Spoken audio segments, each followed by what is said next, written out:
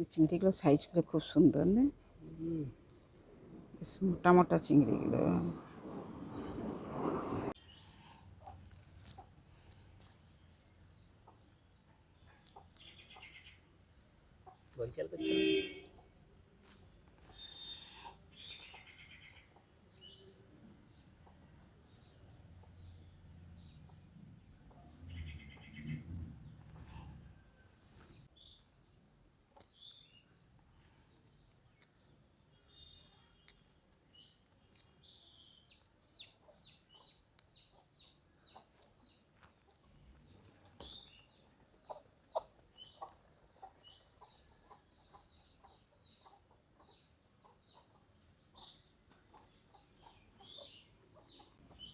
এই যে দেখেছেন পিঠের এখানের যে একটা নোংরা অংশ, এই যে এইটাকে সবসময় ফেলে দিতে হয়, তা নাহলে মাছের কোনো স্বাদেই থাকে না, চিংড়ি মাছের আসল স্বাদটাই নষ্ট হয়ে যায়।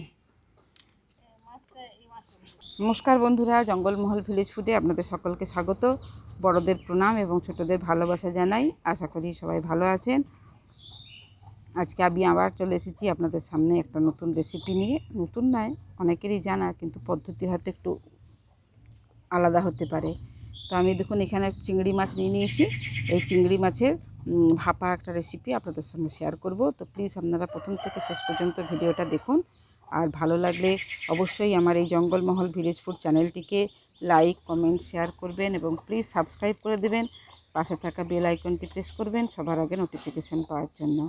তো দেখেছেন আমরা এখানে বেশ বড় বড় সাইজের এই চিংড়িগুলো নিয়ে নিয়েছি। এই চিংড়িগুলো প্রথমে আমি বেছে নিচ্ছি। এই খোলাগুলো আমি সব বাদ দিয়ে দেবো।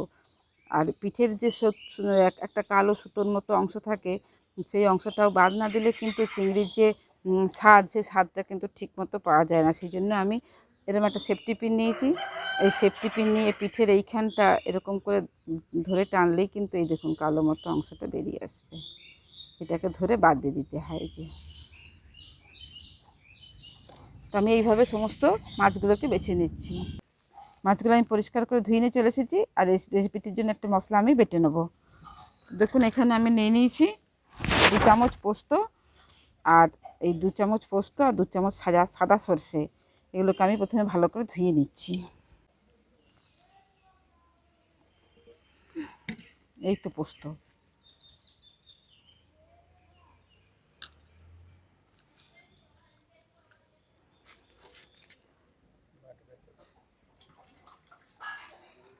রেসিপিটির জন্য যে মশলাটা বেটে নেবো, তার জন্য দেখুন আমি এখানে পোস্ত আর সর্ষে ধুয়ে নিয়েছি। আর এখানে 2টো কাঁচা লঙ্কা আর 4 কোয়া রসুন আর একটা শুকনো লঙ্কা, একটু ঝাল ঝাল করবো, তাহলে বেশি ভালো লাগে খেতে। এগুলো সব আমি একসাথে বেটে নিচ্ছি। শুধু পোস্ত বাটলে বা কী হয়, গোটা শিলটা লেগে যায়।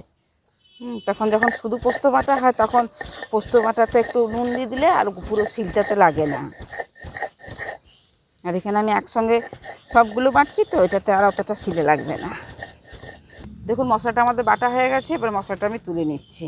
এখন এই যে চিংড়ি মাছগুলো আছে, এই চিংড়ি মাছগুলোর সঙ্গে আমি যে মশলাটা বেটে রেখেছি সেই মশলাটা মাখিয়ে নেব। তার জন্য প্রথমে দিয়ে দিচ্ছি নুন, এই পরিমাণ মতো নুন দিয়ে দিচ্ছি, পরিমাণ মতো হলুদ, আর এই যে সর্ষে, পোস্ত, কাঁচা লঙ্কা, শুকনো লঙ্কা বেটে রেখেছিলাম, এটাও দিয়ে দিচ্ছি।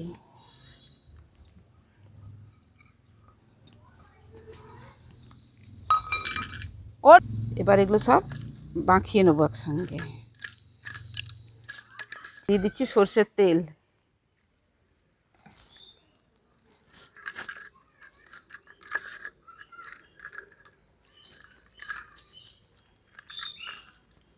এবার এটা চাপা দিয়ে রেখে দিচ্ছি।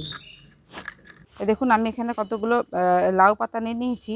এইগুলো, এই চিংড়ি মাছটা আমি ভাপাবো এই লাউ পাতাতে। তার প্রথমে ভালো করে লাউ পাতাগুলো আমি আগে বেছে নিচ্ছি। এই যে শিরগুলো আছে, শিরগুলো সব বাদ দিয়ে দেবো, শুধু পাতাটুকু নেবো।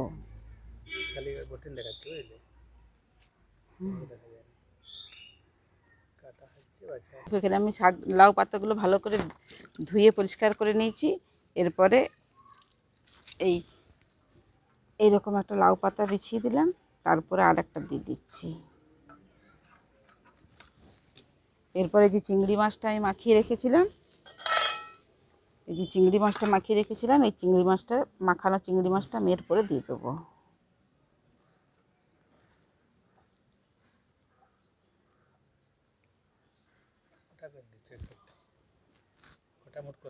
দিয়ে দিচ্ছি অল্প একটু, এর উপরে দিয়ে দিচ্ছি একটু মশলা, দিয়ে দিচ্ছি একটা কাঁচা লঙ্কা আর একটা এরকম রসুনের কোয়া, উপর থেকে দিয়ে দিচ্ছি একটু অল্প একটু সরষের তেল।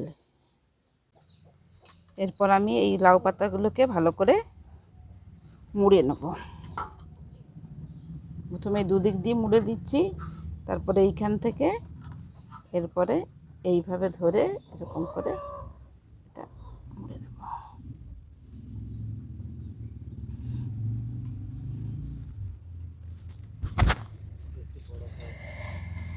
এখানে নিয়ে নিচ্ছি একটা সুতো, এবার এই সুতোটাকে দিয়ে আমি এটা বেঁধে দেবো।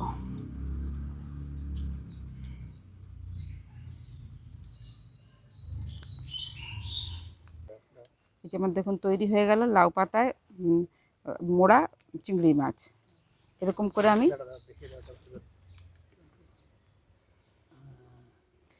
করে আমি প্রত্যেকটা মুড়ে নেব। এই দুটো লাউ পাতা নিয়ে নিয়েছি, এখানে দিয়ে দিচ্ছি মাখানো চিংড়ি, সমস্ত মশলা দিয়ে মাখানো চিংড়ি মাছ।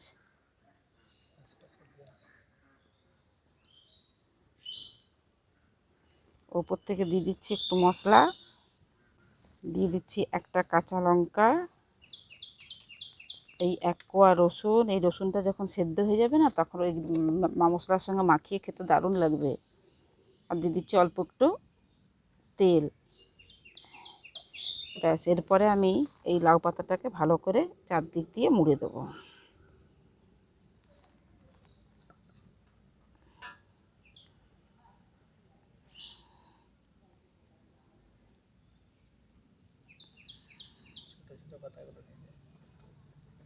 এইটা পাতাটা ছোট,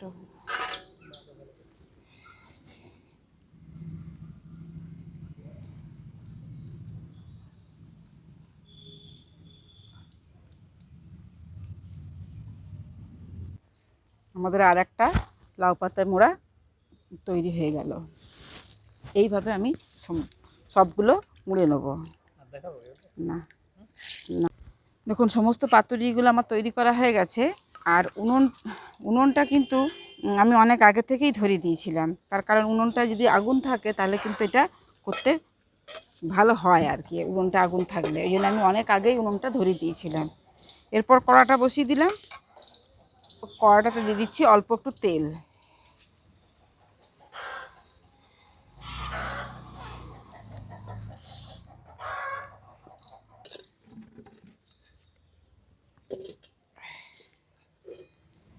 দেখুন তেলটা গরম হয়ে গেছে, এরপর আমি এই পাতুরিগুলো একটা একটা করে দিয়ে দেবো।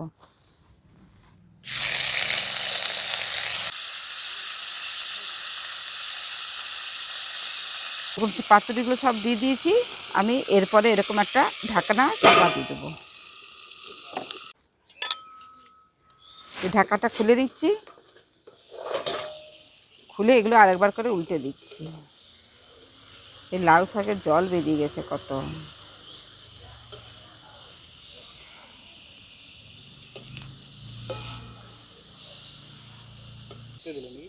এগুলো একবার উল্টে দিলাম সবগুলো, তারপরে আবার একবার চাপা দিয়ে দিচ্ছি। এই ঢাকাটা খুলে দেখে নিচ্ছি।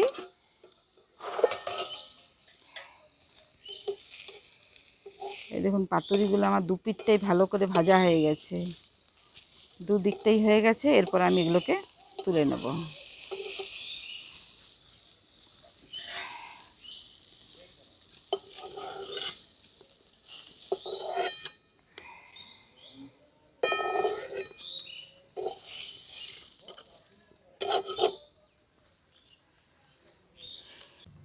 দেখুন একটা পাতাটা খুলে দেখাচ্ছি কীরকম হয়েছে।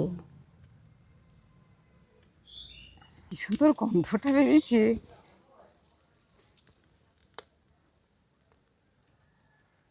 এই দেখুন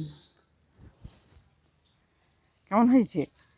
হ্যাঁ, এই পাতাগুলো খুব সুন্দর সেদ্ধ হয়ে গেছে। এই যে একটা রসুন দিয়েছিলাম, রসুনটাও সেদ্ধ হয়ে গেছে। আর এই যে কাঁচা লঙ্কাটা, আর এই যে মাছগুলো,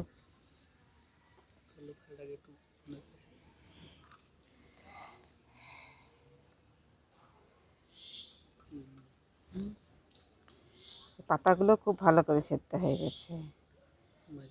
আর এই যে মাছটাও দেখুন কি সুন্দর সেদ্ধ হয়ে গেছে। আর এই যে রসুনটা দিয়েছিলাম, কোথায় গেল রসুনটা? তৈরি হয়ে গেল আমাদের লাউ পাতা চিংড়ি ভাপা রেসিপিটি। আপনারাও বাড়িতে এইভাবে বানিয়ে দেখবেন। এর কিন্তু স্বাদ খুব সুন্দর। বাড়িতে বানিয়ে দেখবেন, যদি ভালো লাগে তাহলে আমার এই জঙ্গলমহল ভিলেজ ফুড চ্যানেলটিকে লাইক কমেন্ট শেয়ার করবেন এবং প্লিজ সাবস্ক্রাইব করে দেবেন। পাশে থাকা বেল আইকনটি প্রেস করবেন সবার আগে নোটিফিকেশন পাওয়ার জন্য। আবার আপনাদের সঙ্গে দেখা হবে পরবর্তী একটি ভিডিওতে। ততক্ষণের জন্য ভালো থাকবেন, সুস্থ থাকবেন, সাবধানে থাকবেন। আজকের ভিডিওটা আমি এখানেই শেষ করছি।